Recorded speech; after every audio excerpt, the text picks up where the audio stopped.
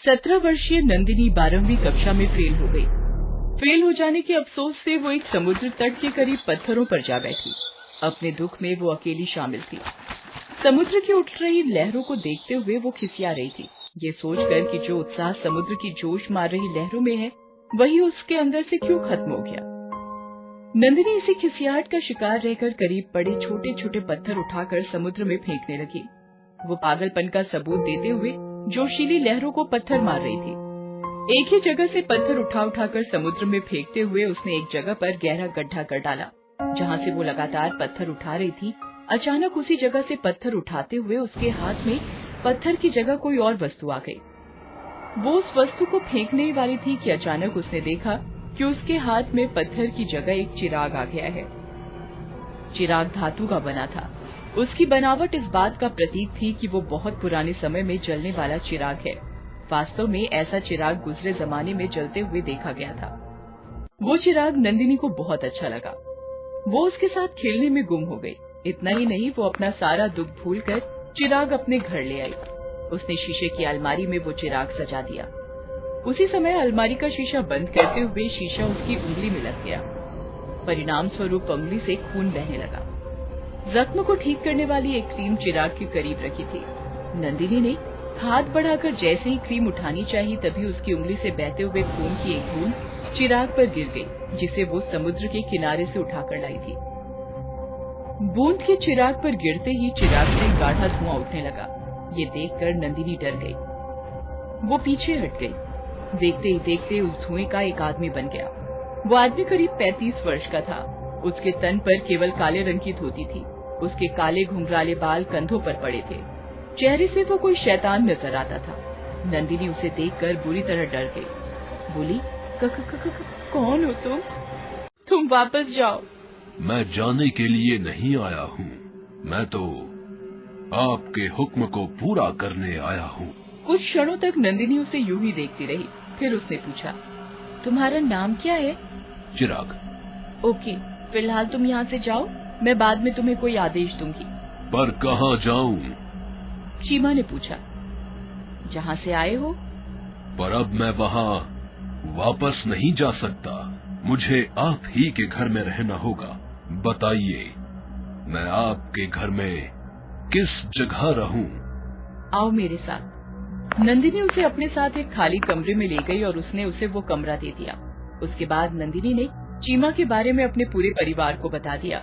साथ ही चीमा से मिलवा भी दिया। उसके परिवार में उसके माँ बाप, एक बड़ी बहन और एक छोटा भाई था। चीमा से मिलकर नंदिनी के परिवार को हैरत अवश्य हुई, परंतु उन्हें इस बात की खुशी थी कि चीमा एक ऐसा अद्भुत व्यक्ति है जो उनके हर असंभव कार्य को पूरा कर सकता है। मुझे 20 लाख रुपए की जरूरत है। मिल जाएंगे, मगर थोड़ा इंतजार करना होगा। ठीक है। चीमा अदृश्य होकर नंदिनी के घर के सामने वाले बंगले में पहुंचा। वहां वो अपने स्पष्ट रूप के साथ 20 लाख रुपए तिजोरी से चुरा रहा था कि बंगले की मालकिन ने उसे देख लिया। इससे पहले कि वो शोर मचाती, चीमा ने चाकू से उसका गला काट दिया और 20 लाख रुपए लाकर नंदिनी के पिता को दे दिए। जब शाम को पता चला कि सामने वाले बंगले में 20 लाख की चोरी होने के साथ मालकिन को चोर ने खत्म कर दिया है, तो नंदिनी के पिता ने अनुमान लगा लिया कि वो सब चीमा ने ही किया है। अपना ये अनुमान उन्होंने पूरे परिवार से पता कर कहा, चीमा का यहाँ रहना ठीक नहीं। ये इंसान के रूप में शैतान है। इसे घर से निकाल दो। उनकी बात किसी ने न मानी। रात को जब सब सो रहे थे तो चीमा ने आकर नंदिनी के बाप का गला घोंट दिया और उन्हें खत्म कर दिया, क्योंकि चीमा सुन चुका था कि नंदिनी के पिता उसके खिलाफ हो गए हैं। अगले दिन उसके घर में मातम मनाया गया। पिता की मौत पर नंदिनी बहुत रोई। पूरा परिवार दुखों के सागर में डूब गया था। नंदिनी का भाई इतना छोटा था कि उसे अपने पिता की मौत की कोई समझ नहीं थी। वो घर की छत पर बैठा एक कागज पर हवाई जहाज बना रहा था। तभी उसके पास चीमा आ गया। उसने चीमा से कहा, क्या तुम मुझे हवा में उड़ा सकते हो? क्यों नहीं? चीमा ने कहा, अभी लो। उसी के साथ चीमा ने उसे उठाकर आकाश की ओर उछाल दिया। वो बहुत जोर से चीखा। जमीन पर गिरते ही उसने दम तोड़ दिया। घर में दो अर्थी देखकर नंदिनी की माँ बहुत रोई। अगले दिन नंदिनी की माँ ने कहा, मुझे लगता है हमारे घर में इन 2 मौतों का कारण चीमा है। जब से ये हमारे घर में आया है, तब से एक अजीब सी मनहूसियत हमारे घर में आ गई है। चीमा को जितना जल्दी हो सके घर से निकालो। नंदिनी और उसकी बड़ी बहन ने माँ की बात नहीं मानी। नंदिनी ने माँ से कहा, मम्मा आपको गलतफहमी हो रही है, चीमा हमारे लिए बुरा नहीं है। उसने एक बार कहने पर ही पापा को 20 लाख रुपए दे दिए, मगर पापा भी उसको ही गलत समझ रहे थे और अब आप भी उसको गलत समझ रही हैं। मैं सही कह रही हूँ। माँ ने अपनी बात पर जोर दिया। मम्मा ये गलतफहमी अपने दिल से निकाल दो। नंदिनी की बड़ी बहन ने कहा, चीमा हमारे लिए बुरा नहीं है। परंतु माँ ने दोनों बेटियों की एक न सुनी। 1 घंटे के बाद चीमा ने नंदिनी की माँ को भी मार दिया। माँ की मौत हो जाने के बाद दोनों बहनें अकेली रह गईं। परिवार में अचानक 3 मौत हो जाने से दोनों बहनें टूट सी गईं। उन दोनों ने समझा कि घर में लगातार 2 मौतें होने के कारण माँ सदमे से मर गई है। 15 दिन बाद नंदिनी ने चीमा से कहा, मेरा दोस्त करण अमेरिका जा रहा है, क्या तुम उसे जाने से रोक सकते हो? बेशक, चीमा ने दृढ़ स्वर में कहा। उसके बाद 2 घंटे बीत जाने पर खबर मिली कि करण की टांग किसी ने काट दी है। इतना सुनकर नंदिनी समझ गई कि करण की टांगे काटने वाला चीमा ही है।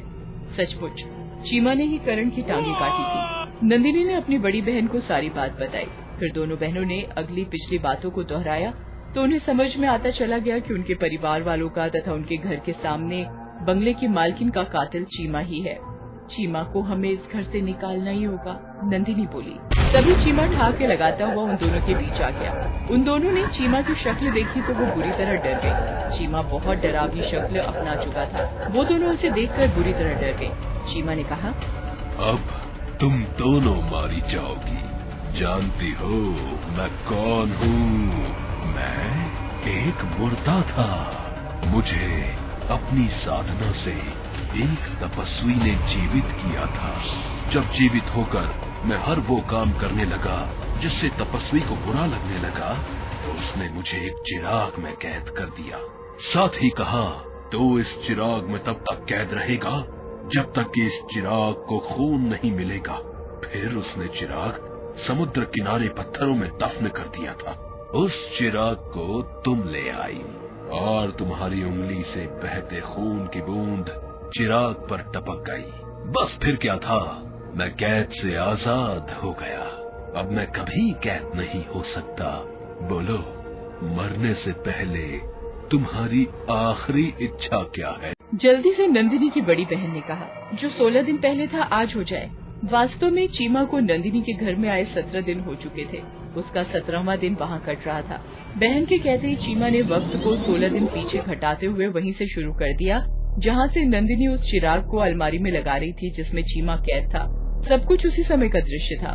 बीते कल की बातें दोबारा चलते हुए जब नंदिनी की उंगली कटी और उसने चिराग के बराबर में रखी जख्म पर लगाने वाली क्रीम को उठाना चाहा तो जल्दी से उसकी बहन आई और उसने नंदिनी के हाथ को वहीं का वहीं रोककर कहा, ऐसी गलती न करना।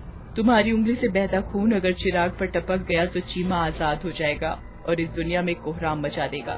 चीमा वापस चिराग में कैद हो चुका था। शीघ्रता से दोनों बहनों ने चिराग को एक दरिया में फेंक दिया।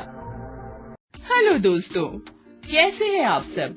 हमारी कहानियाँ देखने के लिए हमारे चैनल को सब्सक्राइब कीजिए और हाँ, बेल आइकॉन पर क्लिक करना मत भूलिएगा।